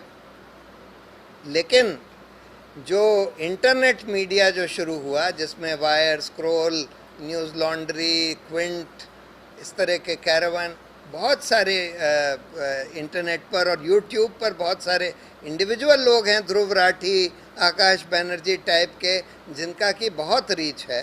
वो लोग बहुत अच्छा काम कर रहे हैं और धीरे धीरे लोगों ने ये भी देख लिया है, ये सबको दिख रहा है कि ये जो मेन स्ट्रीम मीडिया जो लोगों को झूठ फैला रहा है, नफ़रत फैला रहा है, असली मुद्दों से भटका रहा है, ये मीडिया बिल्कुल सरकार के कब्ज़े में है, बिल्कुल बिका हुआ मीडिया है और उनकी अब कोई छवि, रेपुटेशन नहीं रह गई है। मुझे लगता है कि अब एक, जैसे जयप्रकाश नारायण ने नारा दिया था कि इस देश में संपूर्ण क्रांति की ज़रूरत है, उसी तरह की सिचुएशन अब फिर से आ रही है कि इस देश में अब एक बहुत बड़ी क्रांति होने वाली है। और एग्जैक्टली ये कैसे होगी, ऐसे जयप्रकाश नारायण जैसा कोई एक पिवटल और टावरिंग लीडर तो आज कोई ऐसा नज़र नहीं आता है, लेकिन ऐसे बहुत सारे लोग हैं, बहुत सारे इंटेलेक्चुअल्स हैं, एक्टिविस्ट हैं, जर्नलिस्ट हैं, बहुत सारे लोग हैं जो कि आज बहुत ईमानदारी से, बहुत निष्ठा से, बगैर डरे हुए अपना काम कर रहे हैं। और मुझे लगता है कि किसी ना किसी तरह से ये अब जल होगा और इस देश में एक बहुत बड़ी क्रांति की शुरुआत होने वाली है। यही मैं कुछ कहना चाहता था। धन्यवाद। बहुत बहुत धन्यवाद श्री प्रशांत भूषण जी। बिल्कुल बड़ी क्रांति होने की आस है। जिस तरह कि कहा जा रहा है कि अगे सरकार मूँह बंद करना चाहदियां सी, हुण जीभ कट रही ने, तो इसलिए क्रांति की जरूर उम्मीद है। तो मैं देव सिरसा जी को बेनती कराँगा कि वो इस पूरे सैमीनार को समेटते हैं, चर्चा को समेटते हैं ਜਿੱਥੇ ਆਏ ਹੋਏ ਸਾਰੇ ਸਰੋਤਿਆਂ ਦਾ ਧੰਨਵਾਦ ਕਰਨ, ਉੱਥੇ ਸ਼੍ਰੀ ਪ੍ਰਸ਼ਾਂਤ ਭੂਸ਼ਣ ਜੀ ਦਾ ਵੀ ਧੰਨਵਾਦ ਕਰਨ। ਤੇ ਉਸ ਤੋਂ ਬਾਅਦ ਮੈਂ ਸਾਰਿਆਂ ਨੂੰ ਬੇਨਤੀ ਹੈ ਕਿ ਖਾਣਾ ਪ੍ਰਸ਼ਾਦਾ ਲੰਗਰ ਤਿਆਰ ਹੈ ਜੀ, ਸਾਰਿਆਂ ਨੂੰ ਛਕ ਕੇ ਜਾਣਾ। ਤੇ ਮੀਡੀਆ ਮੇਰੇ ਭਰਾ ਜੀ 10 ਮਿੰਟ ਬਾਅਦ ਚੋਂ ਲਾਉਣੇ ਆ ਤਾਂ ਤੁਸੀਂ ਲਾ ਸਕਦੇ ਹੋ, ਪਹਿਲਾਂ ਇੱਕ ਵਾਰ ਸਾਰੀ ਸਮੇਟ ਲਈਏ। ਪ੍ਰੋਫੈਸਰ ਸਾਹਿਬ ਧੰਨਵਾਦ ਕਰਨਗੇ, ਉਸ ਤੋਂ ਬਾਅਦ ਅਸੀਂ ਸਾਰੇ ਖਾਣੇ ਲਈ ਜਾਵਾਂਗੇ। ਤੁਸੀਂ ਉਸ ਸਮੇਂ 10 ਮਿੰਟ ਇਹਨਾਂ ਨਾਲ ਗੱਲ ਕਰ ਸਕਦੇ ਹੋ। ਧੰਨਵਾਦ। ਦੋਸਤੋ, ਮੈਂ ਤੁਹਾਡਾ ਹੋਰ ਇਮਤਿਹਾਨ ਨਹੀਂ ਲਵਾਂਗਾ ਕਿਉਂਕਿ ਬਹੁਤ ਦੇਰ ਤੋਂ ਤੁਸੀਂ ਇੰਤਜ਼ਾਰ ਕੀਤਾ। ਅਸੀਂ ਜਾਗਦਾ ਪੰਜਾਬ ਮੰਚ ਵੱਲੋਂ ਬਹੁਤ ਹੀ ਮਸ਼ਕੂਰ ਹਾਂ ਪ੍ਰਸ਼ਾਂਤ ਭੂਸ਼ਣ ਜੀ ਦੇ, ਜਿਨ੍ਹਾਂ ਨੇ ਬਹੁਤ ਮੁਸ਼ਕਿਲ ਸਥਿਤੀਆਂ 'ਚ ਸਮਾਂ ਕੱਢਿਆ ਅਤੇ ਬਹੁਤ ਬੇਬਾਕ ਹੋ ਕੇ ਸਾਡੇ ਨਾਲ ਗੱਲਾਂ ਕੀਤੀਆਂ। ਮੈਨੂੰ ਇਹ ਲੱਗਦਾ ਆ ਕਿ ਅੱਜ ਹਿੰਦੁਸਤਾਨ ਦੇ ਲੋਕਾਂ ਦੀ ਉਹ ਆਸ ਬਣ ਚੁੱਕੇ ਨੇ। ਬਿਲਕੁਲ। ਜਦੋਂ ਸੁਪਰੀਮ ਕੋਰਟ ਦੇ ਵਿੱਚ ਉਹਨਾਂ ਦੇ ਖਿਲਾਫ ਮਾਨਹਾਨੀ ਦਾ ਕੇਸ ਚੱਲ ਰਿਹਾ ਸੀ ਤਾਂ ਇੰਜ ਲੱਗਦਾ ਸੀ ਕਿ ਇੱਕ ਪਾਸੇ ਸਾਡੇ ਦੇਸ਼ ਦੀ ਸੱਤਾ ਤੇ ਉਸ ਸੱਤਾ ਦੀ ਖਰੀਦੀ ਹੋਈ ਜੁਡੀਸ਼ਰੀ ਹੈ ਤੇ ਦੂਜੇ ਪਾਸੇ ਹਿੰਦੁਸਤਾਨ ਦੇ ਆਵਾਮ ਦੀ ਆਵਾਜ਼ ਬਣ ਚੁੱਕਿਆ ਸਾਡਾ ਸਾਥੀ ਆ ਕਿ ਜਿਹੜਾ ਇਹ ਕਹਿ ਰਿਹਾ ਸੀ ਕਿ ਤੁਸੀਂ ਜੋ ਵੀ ਕਰਨਾ ਹੈ ਨਿਆਂ ਕਰੋ, ਜੋ ਵੀ ਕਰਨਾ ਹੈ ਤੁਸੀਂ ਕਰੋ, ਮੈਂ ਮੁਆਫੀ ਨਹੀਂ ਮੰਗਾਂਗਾ, ਮੈਂ ਆਪਣੀ ਜੋ ਗੱਲ ਕਹੀ ਉਸ ਤੋਂ ਪਿੱਛੇ ਨਹੀਂ ਹਟਾਂਗਾ। ਸੋ ਇਸ ਅੰਨੀ ਬੋਲੀ ਹਿੰਸਾ ਦੇ ਦੌਰ 'ਚ ਕਿਸੇ ਇੱਕ ਵਿਅਕਤੀ ਦਾ ਇੰਜ ਡਟ ਜਾਣਾ, ਮੈਂ ਸਮਝਦਾ ਕਿ ਉਹਦੇ ਪਿੱਛੇ ਇੱਕ ਬਹੁਤ ਵੱਡੀ ਮੋਰਲ ਫੋਰਸ ਹੁੰਦੀ ਹੈ ਲੋਕਾਂ ਦੀ। ਇਹ ਗੱਲ ਸਿਰਫ ਉਹੀ ਸਮਝ ਸਕਦਾ ਆ ਜਿਹੜਾ ਲੋਕਾਂ ਦੇ ਆਕਰੋਸ਼ ਨੂੰ ਸਮਝਦਾ ਹੋਵੇ ਔਰ ਜਿਹਦੀ ਨਬਜ਼ ਲੋਕਾਂ ਦੇ ਧੜਕਣਾਂ ਲੋਕਾਂ ਦੇ ਦਿਲਾਂ ਦੇ ਉੱਤੇ ਹੋਵੇ। ਸੋ ਮੈਨੂੰ ਲੱਗਦਾ ਆ ਕਿ ਅੱਜ ਪ੍ਰਸ਼ਾਂਤ ਭੂਸ਼ਣ ਜੀ ਇੱਕ ਵਿਅਕਤੀ, ਇੱਕ ਐਡਵੋਕੇਟ ਨਹੀਂ ਰਹੇ, ਉਹ ਹਿੰਦੁਸਤਾਨ ਦੇ ਉਸ ਆਮ ਆਵਾਮ ਦੀ, ਉਸ ਆਮ ਵਿਅਕਤੀ ਦੀ ਆਵਾਜ਼ ਬਣ ਚੁੱਕੇ ਆ ਜਿਹਨੂੰ ਬੇਪਨਾਹ ਕਿਸਮ ਦੀ ਹਿੰਸਾ ਤੇ ਬੇਪਨਾਹ ਕਿਸਮ ਦੀ ਦਹਿਸ਼ਤ ਵਿੱਚੋਂ ਗੁਜ਼ਰਿਆ। ਅਸੀਂ ਪੰਜਾਬ ਵੱਲੋਂ ਉਹਨਾਂ ਨੂੰ ਸਿਰਫ ਇੱਕੋ ਹੀ ਆਸ਼ਵਾਸਨ ਦਿਵਾਉਣਾ ਚਾਹੁੰਦੇ ਹਾਂ। ਵੈਸੇ ਉਹਨਾਂ ਨੇ ਆਪ ਵੀ ਇਹ ਗੱਲ ਕਹੀ ਹੈ ਕਿ ਜਦੋਂ ਦਿੱਲੀ ਦੀਆਂ ਸਰਕਾਰਾਂ ਜਾਂ ਹਿੰਦੁਸਤਾਨ ਦੀ ਸਰਕਾਰ ਜਦੋਂ ਉਹਨਾਂ ਵੱਲ ਦੇਖ ਰਹੀ ਹੁੰਦੀ ਆ ਤੇ ਉਦੋਂ ਪੰਜਾਬ ਦੇ ਕੋਨੇ-ਕੋਨੇ ਤੋਂ ਬਿਲਕੁਲ ਇੱਕ ਆਵਾਜ਼ ਉੱਠ ਰਹੀ ਹੁੰਦੀ ਆ, ਉਹ ਵੀ ਉਹਨਾਂ ਵੱਲ ਦੇਖ ਰਹੀ ਹੁੰਦੀ ਆ ਤੇ ਇਹ ਕਹਿ ਰਹੀ ਹੁੰਦੀ ਆ ਕਿ ਪ੍ਰਸ਼ਾਂਤ ਭੂਸ਼ਣ ਅਸੀਂ ਤੁਹਾਡੇ ਨਾਲ ਹਾਂ। ਪਰ ਮੈਨੂੰ ਇਹ ਆਸ ਹੈ ਕਿ ਜਿਸ ਤਰ੍ਹਾਂ ਦਾ ਸੰਘਰਸ਼ ਇਸ ਵੇਲੇ ਹਿੰਦੁਸਤਾਨ ਦੇ ਕਿਸਾਨਾਂ ਨੇ ਵਿੱਢਿਆ ਆ, ਜਿਸ ਤਰ੍ਹਾਂ ਦਾ ਸੰਘਰਸ਼ ਸਾਡੀਆਂ ਜਿਹੜੀਆਂ ਮਾਰਜਨਾਈਜ਼ਡ ਸਾਡੇ ਜਿਹੜੇ ਸੈਕਸ਼ਨ ਨੇ, ਜਿਹੜਾ ਸਾਡਾ ਉਹ ਹਾਸ਼ੀਏ ਦਾ ਸਮਾਜ ਜਿਹਨੂੰ ਅਸੀਂ ਹਜ਼ਾਰਾਂ ਸਾਲਾਂ ਤੋਂ ਇੱਕ ਸ਼ਰਮਿੰਦਗੀ ਦੀ ਜ਼ਿੰਦਗੀ ਜੀਣ ਲਈ ਮਜਬੂਰ ਕੀਤਾ ਆ, ਸੋ ਉਹਨਾਂ ਆਹਤ ਲੋਕਾਂ ਦੀ ਆਵਾਜ਼ ਵੀ ਅੱਜ ਸਾਨੂੰ ਸੁਣਾਈ ਦੇ ਰਹੀ ਆ। ਅੱਜ ਮੈਨੂੰ ਇਸ ਗੱਲ ਦੀ ਬਹੁਤ ਖੁਸ਼ੀ ਆ ਕਿ ਵੱਡੀ ਗਿਣਤੀ 'ਚ ਮੇਰੇ ਨੌਜਵਾਨ ਸਾਥੀ ਆਏ ਨੇ। ਅਸੀਂ ਆਪਣੀਆਂ ਉਮਰਾਂ ਖਾਧੀ ਪੀਤੀ ਬੈਠੇ ਆ। ਮੈਨੂੰ ਤੁਹਾਡੇ ਤੋਂ ਆਸ ਆ ਔਰ ਖ਼ਾਸ ਤੌਰ 'ਤੇ ਮੈਂ ਇਹਨਾਂ ਨੌਜਵਾਨ ਸਾਥੀਆਂ ਨੂੰ ਇੱਕ ਗੱਲ ਕਹਿਣੀ ਚਾਹੁੰਦਾ ਹਾਂ ਕਿ ਜਿਸ ਕਿਸਮ ਦੀ ਸੰਪੂਰਨ ਕ੍ਰਾਂਤੀ, ਇਹ ਸੰਪੂਰਨ ਕ੍ਰਾਂਤੀ ਉਦੋਂ ਹੀ ਸੰਪੂਰਨ ਕ੍ਰਾਂਤੀ ਹੋਏਗੀ ਜਦੋਂ ਇਹਦੇ 'ਚ ਮਹਿਲਾਵਾਂ ਸ਼ਾਮਲ ਹੋਣਗੀਆਂ, ਜਦੋਂ ਇਹਦੇ 'ਚ ਨੌਜਵਾਨ ਸ਼ਾਮਲ ਹੋਣਗੇ ਤੇ ਜਦੋਂ ਇਹਦੇ 'ਚ ਉਹ ਸਾਰਾ ਹਾਸ਼ੀਏ ਦਾ ਸਮਾਜ ਜਿਨ੍ਹਾਂ ਨੂੰ ਅਸੀਂ ਇੱਕ ਤਰ੍ਹਾਂ ਦੀ ਦਰਿੰਦਗੀ ਜੀਣ ਲਈ ਮਜਬੂਰ ਕੀਤਾ ਆ, ਉਹ ਜਦੋਂ ਸਾਡੇ ਨਾਲ ਖੜਾ ਹੋਏਗਾ ਤੇ ਉਹ ਦਿਨ ਦੂਰ ਨਹੀਂ ਜਦੋਂ ਅਸੀਂ ਇਹਨਾਂ ਮੰਚਾਂ ਤੋਂ ਫਿਰ ਤੁਹਾਨੂੰ ਪ੍ਰਸ਼ਾਂਤ ਭੂਸ਼ਣ ਜੀ ਵਰਗੇ ਜਿਹੜੇ ਸਾਡੇ ਜੁਝਾਰੂ ਸਾਥੀ ਆ ਉਹਨਾਂ ਨਾਲ ਮਿਲਾਉਂਦੇ ਰਹਾਂਗੇ ਤੇ ਉਹਨਾਂ ਨੂੰ ਵੀ ਮੈਂ ਇਹ ਗੁਜ਼ਾਰਿਸ਼ ਕਰਦਾ ਰਹਾਂਗਾ ਕਿ ਪੰਜਾਬ ਤੁਹਾਡੇ ਵੱਲ ਦੇਖਦਾ ਆ, ਪੰਜਾਬ ਤੁਹਾਨੂੰ ਉਡੀਕਦਾ ਆ, ਪੰਜਾਬ ਤੁਹਾਡੀ ਆਵਾਜ਼ ਦੇ ਨਾਲ ਆਪਣੀ ਆਵਾਜ਼ ਮਿਲਾਉਣੀ ਚਾਹੁੰਦਾ ਆ। ਸੋ ਮੈਂ ਉਹਨਾਂ ਦਾ ਬਹੁਤ ਮਸ਼ਕੂਰ ਹਾਂ, ਉਹਨਾਂ ਦਾ ਬਹੁਤ ਸ਼ੁਕਰੀਆ ਕਰਦਾ ਹਾਂ। ਤੁਹਾਡਾ ਮੈਂ ਬਹੁਤ ਮਸ਼ਕੂਰ ਹਾਂ ਕਿ ਤੁਸੀਂ ਲੰਮਾ ਸਮਾਂ ਇੰਤਜ਼ਾਰ ਕੀਤਾ ਔਰ ਖ਼ਾਸ ਤੌਰ 'ਤੇ ਮੈਂ ਮੀਡੀਆ ਵਾਲੇ ਸਾਥੀਆਂ ਦਾ ਵੀ ਬਹੁਤ ਮਸ਼ਕੂਰ ਹਾਂ ਕਿ ਤੁਸੀਂ ਸਾਡੇ ਸੱਦੇ 'ਤੇ ਆਏ ਤੇ ਤੁਹਾਨੂੰ ਬਹੁਤ ਇੰਤਜ਼ਾਰ ਕਰਨਾ ਪਿਆ। ਔਰ ਦੂਸਰੀ ਗੱਲ ਇਹ ਕਿ ਅਸੀਂ ਤੁਹਾਨੂੰ ਰੋਕ ਦਿੱਤਾ ਕਿ ਤੁਸੀਂ ਉਹਨਾਂ ਨਾਲ ਹਾਰਟ ਟੂ ਹਾਰਟ ਗੱਲ ਕਰਨੀ ਚਾਹੁੰਦੇ ਸੀ, ਅਸੀਂ ਤੁਹਾਨੂੰ ਰੋਕਿਆ। ਪਰ ਅਸੀਂ ਤੁਹਾਨੂੰ ਇਸ ਲਈ ਰੋਕਿਆ ਕਿਉਂਕਿ ਉਹ ਬਹੁਤ ਟੈਂਸ ਅਵਸਥਾ 'ਚ ਆਏ ਸੀ ਤੇ ਇਸ ਕਰਕੇ ਅਸੀਂ ਉਹਨਾਂ ਨੂੰ ਚਾਹੁੰਦੇ ਸੀ ਵੀ ਉਹ ਆਪਣੀ ਗੱਲ ਸਹਿਜ ਨਾਲ ਕਹਿਣ। ਹੁਣ ਤੁਹਾਡੇ ਤੇ ਉਹਨਾਂ ਦੇ ਵਿਚਕਾਰ ਅਸੀਂ ਨਹੀਂ ਰੁਕਾਂਗੇ ਖਾਣਾ ਖਾਣ ਤੋਂ ਬਾਅਦ। ਸੋ ਮੈਂ ਇੱਕ ਵਾਰ ਫਿਰ ਤੁਹਾਡਾ ਸਾਰਾ ਮੀਡੀਆ ਵਾਲੇ ਦੋਸਤਾਂ ਦਾ ਵੀ ਬਹੁਤ ਬਹੁਤ ਮਸ਼ਕੂਰ ਹਾਂ। ਮੈਂ ਤੁਹਾਨੂੰ ਸਾਰਿਆਂ ਨੂੰ ਸੱਦਾ ਦੇ ਰਿਹਾ ਕਿ ਆਓ ਆਪਾਂ ਜਿਸ ਤਰ੍ਹਾਂ ਦਾ ਵੀ ਲੰਗਰ ਸਾਨੂੰ ਸਾਡੇ ਦੋਸਤਾਂ ਨੇ ਪ੍ਰਬੰਧ ਕੀਤਾ ਹੈ ਆਪਾਂ ਲੰਗਰ ਛਕੀਏ ਤੇ ਨਾਲੇ ਪ੍ਰਸ਼ਾਂਤ ਭੂਸ਼ਣ ਜੀ ਨਾਲ ਕੁਝ ਹੋਰ ਗੱਲਾਂ ਕਰ ਸਕੀਏ। ਤੁਹਾਡਾ ਸਾਰਿਆਂ ਦਾ ਬਹੁਤ ਬਹੁਤ ਧੰਨਵਾਦ। ਦੋ ਬੇਨਤੀਆਂ ਨੇ ਜੀ। ਪਹਿਲੀ ਬੇਨਤੀ ਤਾਂ ਆਏ ਹੋਏ ਸਾਰੇ ਸਾਡੇ ਸਾਥੀਆਂ ਨੂੰ ਹੈ ਕਿ ਜਾਗਦਾ ਪੰਜਾਬ ਵੱਲੋਂ ਛੇਤੀ ਹੀ ਇੱਦਾਂ ਦੀਆਂ ਹਸਤੀਆਂ ਨਾਲ ਆਪਾਂ ਫਿਰ ਮਿਲਦੇ ਰਹਾਂਗੇ, ਤੁਹਾਡਾ ਫਿਰ ਸੱਦਾ ਦੇਵਾਂਗੇ। ਤੇ ਦੂਸਰੀ ਬੇਨਤੀ ਮੇਰੀ ਸ਼੍ਰੀ ਪ੍ਰਸ਼ਾਂਤ ਭੂਸ਼ਣ ਜੀ ਨੂੰ ਆ ਕਿ ਅੱਜ ਤੁਸੀਂ ਚੰਡੀਗੜ੍ਹ ਆਏ ਹੋ, ਤੁਹਾਨੂੰ ਅਸੀਂ ਸਰਹੱਦ ਤੱਕ ਗੁਰਦਾਸਪੁਰ ਅੰਮ੍ਰਿਤਸਰ ਦੀ ਧਰਤੀ ਤੱਕ ਲੈ ਕੇ ਜਾਵਾਂਗੇ। ਤੁਹਾਡੀ ਆਮਦ ਹੁੰਦੀ ਰਹੇਗੀ। ਬਹੁਤ ਬਹੁਤ ਧੰਨਵਾਦ। ਹਾਂ ਨਹੀਂ ਇੱਥੇ ਹੀ ਬੈਠੇ ਰਹਿਣਾ। ਇੱਥੇ ਹੀ ਸਰ ਤੁਸੀਂ ਬੈਠ ਜਾਓ 5 ਮਿੰਟ। ਆਪੋ ਆਪਾਂ ਸਾਰੇ ਖਾਣਾ ਖਾਣੇ ਹਾਂ, ਤੁਸੀਂ ਬੈਠੋ। ਕਸਮ ਖਾਣ ਦੀ ਕਸਮ ਬਹਿ ਜਾਓ ਪ੍ਰੈਸ ਸਾਹਿਬ। ਤੁਸੀਂ 2 ਮਿੰਟ ਬੈਠੋ। ਜੇ ਕਿਸੇ ਨੇ ਕਰਨੀ ਆ ਤਾਂ ਦੇਖ ਲਿਓ ਜੋ ਕਰਨੀ ਬਹੁਤ ਅੱਛਾ ਲੱਗਿਆ ਜੀ, ਕਮਰੀ ਬਹੁਤ ਅੱਛਾ ਲੱਗਿਆ। ਆਓ ਜੀ ਸਾਰੇ ਖਰੀਦ ਲਓ। ਇੱਕ ਵਾਰ ਪਹਿਲਾਂ ਵੀ ਅਸੀਂ ਤੁਹਾਨੂੰ ਸੰਪਰਕ ਕੀਤਾ ਸੀ। ਮੈਂ PWA ਦਾ ਸੈਕਟਰੀ अरे नहीं, ये तो ਪ੍ਰੋਫੈਸਰ ਰਾਈਟਰ ਐਸੋਸੀਏਸ਼ਨ ਦਾ ਮੈਂ। बहुत अच्छा रहे जी दोस्तों, बताइए हुए सफर तगड़े लोग पता लग गया कि इत्थों उल्टी लई हुई है।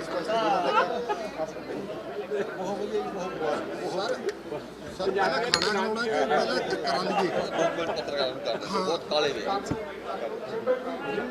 नहीं मैं क्या मैं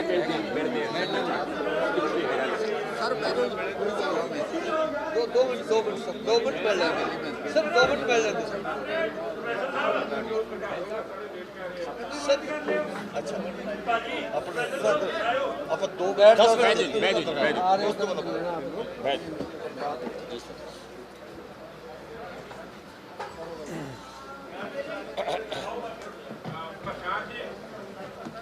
ਪਹਿਲਾ ਸਵਾਲ ਇਹ ਹੈ ਭਾਰਤੀ ਲੋਕਤੰਤਰ ਤੇ ਇੰਨਾ ਵੱਡਾ ਸੰਕਟ ਕਿਉਂ ਆਇਆ ਤੇ ਉਹ ਸੰਕਟ ਨੂੰ ਚੰਡੀਗੜ੍ਹ ਤੁਸੀਂ ਆਏ ਜੇ, ਤੁਹਾਡੇ ਕੋਲ ਕਿਹੜੇ ਖੋਰ ਆ, ਕਿਹੜੇ ਤੁਹਾਡੇ ਕੋਲ ਫੰਡੇ ਆ ਕਿ ਉਹ ਸੰਕਟ ਨੂੰ ਦੂਰ ਕੀਤਾ ਜਾ ਸਕਦਾ।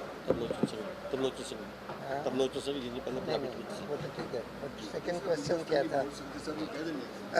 दोस्तों एक नहीं, मुझे आपका आशा दोस्तों कि अगर ਤੁਸੀਂ ਆਪਣਾ ਸਵਾਲ ਹਿੰਦੁਸਤਾਨੀ ਜਾਂ ਹਿੰਦੀ ਚ ਕਰੋਗੇ ਤਾਂ ਪ੍ਰਸ਼ਾਂਤ ਜੀ ਨੂੰ ਥੋੜੀ ਜੀ ਸਮਝਣ ਵਿੱਚ ਸੌਖਾਂਦ ਰਹੇਗਾ। ਇਸ ਕਰਕੇ ਮੇਰੀ ਤੁਹਾਨੂੰ ਗੁਜ਼ਾਰਿਸ਼ ਹੈ ਕਿ ਤੁਸੀਂ ਆਪਣਾ ਸਵਾਲ ਹਿੰਦੁਸਤਾਨੀ, ਹਿੰਦੀ ਜਾਂ ਅੰਗਰੇਜ਼ੀ ਵਿੱਚ ਜੀ। नहीं, पहला सवाल तो मुझे समझ में आया। दूसरा सवाल क्या था आपका? कहना है कि जो संकट आया है आपके पास ये आखिर वो क्यों आया है और आपके पास उसको कैसे रोका जाने के लिए क्या आपके पास समाधान है? देखिए, संकट तो इसलिए आया है क्योंकि माइक ऑन कर। हाँ ठीक। देखिए, संकट तो इसलिए आया क्योंकि दुर्भाग्यपूर्ण वश ये भाजपा की सरकार पूरी मेजॉरिटी से आ गई और इस सरकार में भी 2 आदमियों का सिर्फ वर्चस्व है, उसके आगे कोई तीसरा आदमी नहीं है, मोदी और अमित शाह। इन लोगों की सोच, इन लोगों की संस्कृति लोकतांत्रिक नहीं है। ये लोग सभ्यता में भी विश्वास नहीं करते, किसी भी तरह के मीन्स अख्तियार करने के लिए तैयार हैं और बहुत सिस्टमैटिकली हमारे सारे लोकतांत्रिक संस्थाओं को ध्वस्त करते चले जा रहे हैं, मौलिक अधिकारों को दबाते जा रहे हैं, लोगों को डराते जा रहे हैं। बिल्कुल एक फांसीवाद यहाँ कायम किया जा रहा है और हिंदुस्तान को हिंदू मुस्लिम में बांट कर पोलराइजेशन की एक पॉलिटिक्स, मीडिया को कैप्चर करके परसेप्शन बनाने का, यानी कि इकोनॉमी ध्वस्त हो रही है लेकिन परसेप्शन ये बनाया जा रहा है कि नहीं जी, सरकार ने तो बहुत अच्छी कर दी इकोनॉमी। चीन हिंदुस्तान में घुस गया लेकिन परसेप्शन ये बनाया जा रहा है, कहा ये जा रहा है कि नहीं कोई, हमारे तो सोल्जर्स ने बड़ा मजबूती से जवाब दे दिया। तो संकट तो इस वजह से आ गया है। अब इससे बाहर कैसे निकलें, ये सवाल है आपका। देखिए, बाहर निकलने के लिए पहले तो आम आदमी को और यूथ को खासकर ऑर्गेनाइज होकर खड़ा होना पड़ेगा। ये तो अब सबको दिख रहा है कि बहुत बड़ा संकट है, हमारी इकोनॉमी ध्वस्त हो गई है, सब जॉब्स चले गए हैं, हर तरह के अत्याचार हो रहे हैं, महिलाओं के ऊपर अत्याचार हो रहे हैं, दलितों के ऊपर हो रहे हैं, मुसलमानों के ऊपर हो रहे हैं, कानून का राज बचा ही नहीं है, एक्टिविस्ट को विक्टिमाइज किया जा रहा है। ये सबको अब दिख रहा है। अब तो ऑर्गेनाइज होकर लोगों को खड़ा होना पड़ेगा और जो डर है अपने मन से वो निकालना पड़ेगा, चाहे वो किसान हो, चाहे यूथ हो, चाहे कोई भी सेक्शन, चाहे दलित हो, चाहे महिलाएं हो, सबको खड़ा होना पड़ेगा। और जैसे मैंने बोला कि ये एक इंडिपेंडेंस की लड़ाई से कम नहीं है, संपूर्ण क्रांति आंदोलन ही होना होगा इस देश में। आपने सारा एलिगेशन सिर्फ बीजेपी और सेंट्रल गवर्नमेंट ने दे दिया है, बाकी पॉलिटिकल पार्टीज के रोल के ऊपर क्या आप कहना चाहेंगे? हाँ, नहीं देखिए, बाकी पॉलिटिकल पार्टीज में भी बहुत प्रॉब्लम है, भ्रष्टाचार भी है और भी प्रॉब्लम्स हैं। बहुत बार वो पॉलिटिकल पार्टीज भी इसी तरह की चीज़ें करना चाहती हैं, कई लेकिन जितना ज़्यादा लोकतांत्रिक संस्थानों को ध्वस्त करने का, मौलिक अधिकारों को कुचलने का, एक्टिविस्ट, माइनॉरिटीज़, दलितों के खिलाफ अत्याचार जितना इस सरकार ने किया है और जितनी फांसीवादी और असभ्य सोच इस सरकार और इस पार्टी की है, उतनी मैंने कभी नहीं देखी किसी और पार्टी की। मैंने इमरजेंसी का दौर भी देखा, लेकिन इमरजेंसी के दौर में भी इस तरह का असभ्य एटमॉस्फेयर और बिल्कुल जिसको कहते हैं कि लिंच मॉब्स को सड़कों पर छोड़ना, इस तरह की सिचुएशन इमरजेंसी के दौरान में। बीजेपी का पॉलिटिकल अल्टरनेटिव क्या है? कांग्रेस है, आम आदमी पार्टी है? नहीं, ऐसे कोई आज कहना बड़ा मुश्किल है कि कौन एक पॉलिटिकल अल्टरनेटिव है। पॉलिटिकल अल्टरनेटिव तो एमर्ज होना होगा। पर मेरी राय में अगर आप कोई एक पॉलिटिकल पार्टी को चिन्हित करना चाहें तो मेरी राय में अभी भी कांग्रेस ही एक वो पार्टी है जो कि एक पॉलिटिकल सिंगल जो एक पॉलिटिकल अल्टरनेटिव को लीड कर सकती है। लेकिन कांग्रेस में भी बहुत सारी प्रॉब्लम्स हैं, हर तरह की प्रॉब्लम्स हैं, उनके पार्टी ऑर्गेनाइजेशन में प्रॉब्लम्स हैं, भ्रष्टाचार भी है, सब कुछ है। तो इसलिए अभी तो लोगों को ढूंढना होगा कि किस तरह का अल्टरनेटिव कैसे इमर्ज करेगा। प्रशांत जी, जिस देश की 80% सोसाइटी हिंदू वर्ग ये मान चुका है कि नरेंद्र मोदी देश में जब से आए तो जो हिंदू भाईचारा वो मजबूत हुआ, वो जो डर था वो खत्म हुआ, तो आपकी जो आपके विकल्प दे रहे हैं, क्या वो स्टैंड करते हैं जब देश की सोसाइटी ये मान चुकी हो और 80% वो भाईचारा कह रहा है कि हमारा हिंदू राष्ट्र बन चुका है, तो कैसे स्टैंड करेंगे आपके जो है? नहीं, मेरी राय में ये परसेप्शन आपका सही नहीं है। 80% 80% हिंदू ज़रूर हैं, लेकिन 80% हिंदू ये नहीं मानते हैं, वो सारे हिंदू ये नहीं मानते हैं। उसमें से कुछ हिंदू हो सकता है ज़रूर वो मानते होंगे जो आप कह रहे हैं, लेकिन ज़्यादा हिंदुओं को तो अब ये फीलिंग है कि इन्होंने अपनी राजनीति के लिए, अपनी राजनीतिक रोटियां सेकने के लिए नफ़रत फैलाई है कि हिंदुस्तान में कोई ज़रूरत नहीं है कि हिंदू मुस्लिम की, मुस्लिम्स जो हैं हिंदुओं के लिए कोई थ्रेट नहीं है इस देश में। और ये बात ज़्यादातर लोग समझते हैं। कुछ लोगों के माइंड में ये प्रोपेगेंडा से, फेक न्यूज़ से ये बात भर दी गई है कि जैसे मुस्लिम्स हिंदुओं के लिए बहुत बड़ा थ्रेट हैं, बट ये थोड़े ही लोगों के माइंड में आई हैं और जिनके माइंड में भी ये पॉइजन भरा गया है उनके उनके उनके माइंड्स को भी ठीक करने की ज़रूरत है। उनके पास भी देखिए, डाइवर्सिटी हिंदुस्तान की जो रिलीजियस, कल्चरल, एथनिक और लिंग्विस्टिक डाइवर्सिटी है, ये हिंदुस्तान की एक बहुत बड़ी स्ट्रेंथ है। जैसे बायोडाइवर्सिटी किसी एनवायरनमेंट के लिए स्ट्रेंथ होती है, तो ये सब डाइवर्सिटी, ह्यूमन डाइवर्सिटी उस सोसाइटी की स्ट्रेंथ होती है और हिंदुस्तान की ये बहुत बड़ी ताकत है और इसको हमको समेट के रखना ज़रूरी है। जब जब इस तरह का फैलाया गया, जैसे नाज़ी जर्मनी में, या अब आजकल की हिंदू राष्ट्र बना लो और बिल्कुल एक ही तरह के लोग होने चाहिए, उसका बहुत खतरनाक परिणाम हुआ। किसान ऑर्डिनेंस पे भगवंत मान ये प्रचार कर रहे हैं कि ग्राम सभाएं अगर इस बारे में प्रस्ताव पारित करते हैं तो सुप्रीम कोर्ट में भी इसे चुनौती नहीं दे सकती सरकार, तो क्या ये सही है?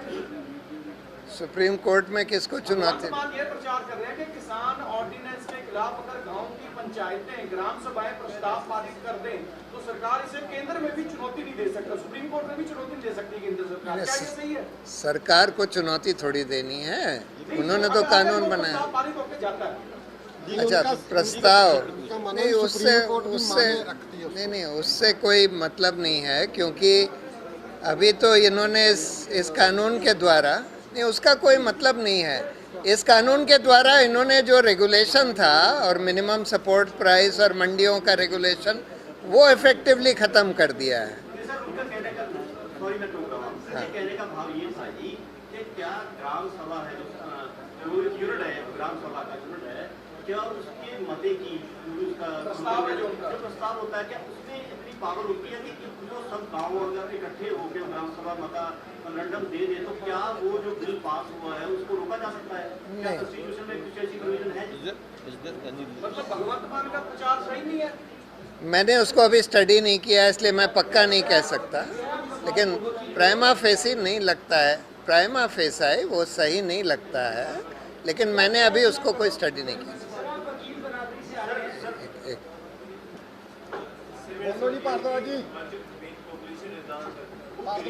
एक मिनट। शायद अखबार भी नहीं पढ़ती, इंटरनेट तो दूर की बात है, तो हम जो यहाँ बातें करते हैं वो काफ़ी इंटेलेक्चुअल होती हैं, तो वो इंटेलेक्चुअल पीपल की तो समझ में आ रही है, लेकिन जो गरीब जनता है, क्योंकि जो वोट सिर्फ इलेक्शन की बात आती है तो क्वांटिटी ज़्यादा मैटर कर जाती है, तो उन लोगों तक वो कैसे बात पहुँचा सकते हैं, क्योंकि वो तो भावनात्मक तौर पर कभी वोट्स दे देते हैं।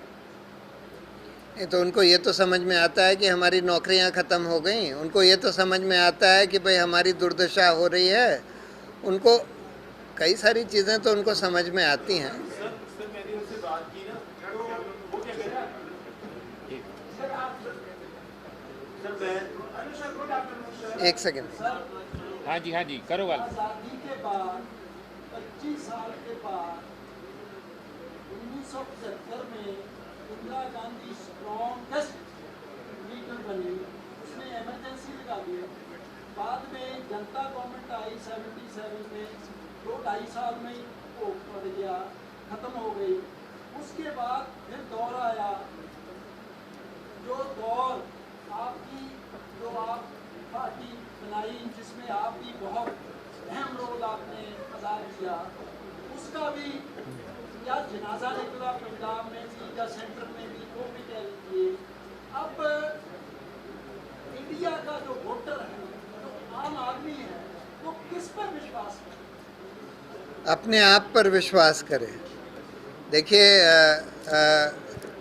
ये तो सिविल सोसाइटी को ही खड़ा होना पड़ेगा, सिविल सोसाइटी को ही खड़े होकर, ऑर्गेनाइज होकर वो चेंज लाने पड़ेंगे, या फिर जो भी सत्ता में है उनको बाध्य करना पड़ेगा।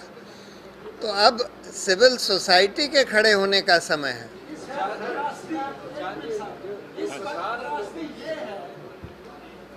मोदी जैसा लीडर सामने आप या दुनिया या लोग राहुल को पेश कर रहे हैं, क्या ये कंपैरिजन बन सकता है? कोई और लीडर क्यों नहीं उठ रहा?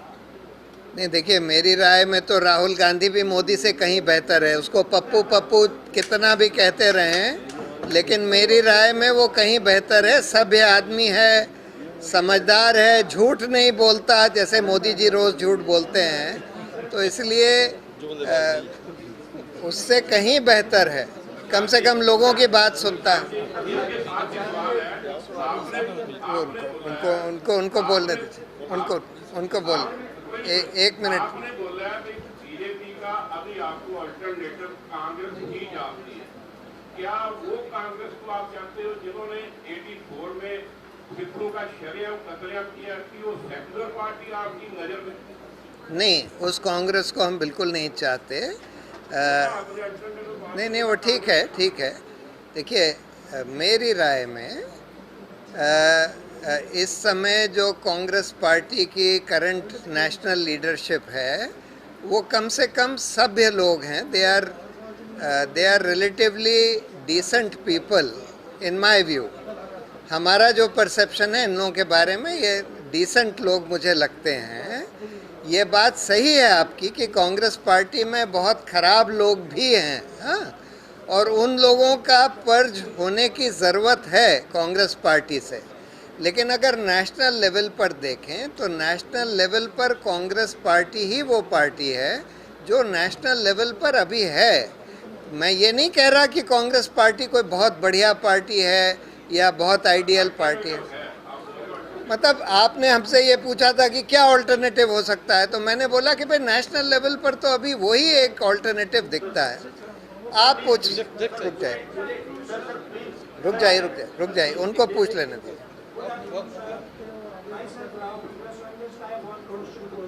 यस, 1947 के बाद से पहले भी लाखों दलित लोग कत्ल हो चुके हैं। अगर लाखों लोगों का जो कत्ल है इस देश में हुआ है, लाखों औरतें रेप हुई हैं, तो अगर सद्दाम हुसैन को कुर्द लोगों के लिए उनका जिनोसाइड करने के लिए उसको फांसी पर चढ़ाया जा सकता है, मिलोसेविक को चढ़ाया जा सकता है, तो इस देश में किसको चढ़ना चाहिए फांसी पर? लाखों लोग जो सिंस 1947 के बाद जो जिनोसाइड दलितों का हो रहा है। नहीं, वो तो देखिए बहुत लोग रिस्पॉन्सिबल हो सकते हैं, ये तो एक एक करके देखना पड़ेगा। पर आज जो देखा जा रहा है, मतलब मैं तो सीधा सीधा कह सकता हूँ कि ये जो यूपी का चीफ मिनिस्टर है जो अपने आप को योगी योगी कहता है,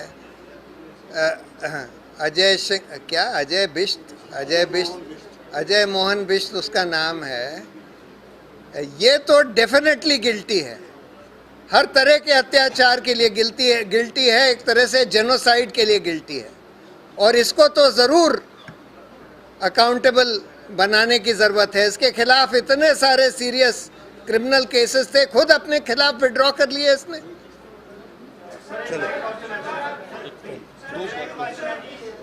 दो क्वेश्चन, एक मिनट।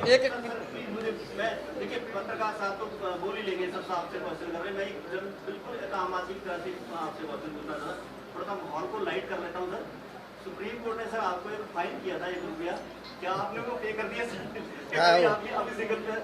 पे कर दिया। सीरियस क्वेश्चन ये है सर कि देखिए, वहाँ एक सरदारी ने बहुत अच्छा सवाल पूछा था आपसे, इसका जो आम पब्लिक है उसको ये बातें समझ में नहीं आती। आप कुछ बातें मैं थोड़ा सा सॉरी फील करूँगा कि मेरे सबसे ऊपर से गुजर गई है कि क्या हमें अपनी एजुकेशन पॉलिसी के ऊपर बात नहीं करनी चाहिए? क्या हम आज एग्रीकल्चर सेक्टर की बात कर रहे हैं तो उसको प्राइवेट हाथों में दिया जा रहा है? क्या हमने 80s और 90s के बीच में एजुकेशन को प्राइवेट सेक्टर को नहीं भेज दिया था? क्या ये हमारा क्या इस बात पे बात नहीं हो रही? यहाँ बहुत सारे बुद्धिजीवी बैठे हैं, यहाँ पैनल गर्ग जी बैठे हैं। प्लीज क्वेश्चन रखें आप, क्या ये लोग सर प्लीज मुझे 2 मिनट दे दीजिए। नहीं, सवाल करो यार, क्वेश्चन क्यों हम ठीक है, नहीं, एजुकेशन बहुत बड़ा इशू है, मैं मानता हूँ। जो है आरटीई एक्ट है वो पूरे देश में 10 से 12% इम्प्लीमेंट हुआ है, क्या वो हमारे देश के लिए? नहीं, वो बहुत इम्पोर्टेंट इशू है, मैं मानता हूँ कि एजुकेशन बहुत इम्पोर्टेंट इशू है। आप आप वकील बरादरी से आते हैं, तो वकील जो 47 से पहले जो फ्रीडम स्ट्रगल चला था उसमें भी वकीलों की काफ़ी बड़ी भूमिका थी। आप भी काम करते हो, बट जब आपके ऊपर हमला हुआ था कश्मीर के इशू पे आपने जब बयान दिया था, तब भी सुप्रीम कोर्ट बार एसोसिएशन ने, और जब अब डेफामेशन का केस हुआ तो आपके साथ खड़ी हुई प्रतीत नहीं हुई। एक तो ये क्यों है? दूसरा कि हम ऐसा कर सकते हैं जैसे सब कॉन्टिनेंट में पाकिस्तान में 2007 में मुशर्रफ के खिलाफ एक बहुत बड़ी तहरीक थी वकीलों की। Can India expect that kind of second black coat revolution? नहीं, ईमानदारी से मैं ये अभी नहीं कह सकता कि India I don't think India should wait for or expect a black coat revolution. But I do believe that lawyers have to play, at least some lawyers, not necessarily lawyers as a community, but at least some lawyers have to play a very important role, firstly in being at the forefront of a movement for judicial reforms, which is a very, very important issue in this country. And more than that, also being in the forefront of this fight back to reclaim democracy and our republic.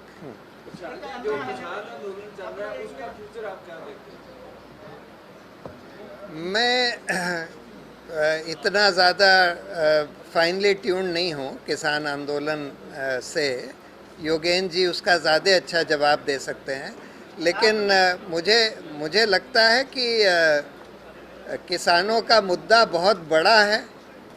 ये जो नया कानून आया है और जिस तरह से पास किया गया, इससे किसान और किसानों की कम्युनिटी बहुत ज़्यादा डिस्ट्रेस्ड है, और मुझे लगता है कि वो भी एक इम्पॉर्टेंट, किसान भी एक बहुत इम्पॉर्टेंट रोल प्ले करेंगे इस संपूर्ण क्रांति के मूवमेंट में।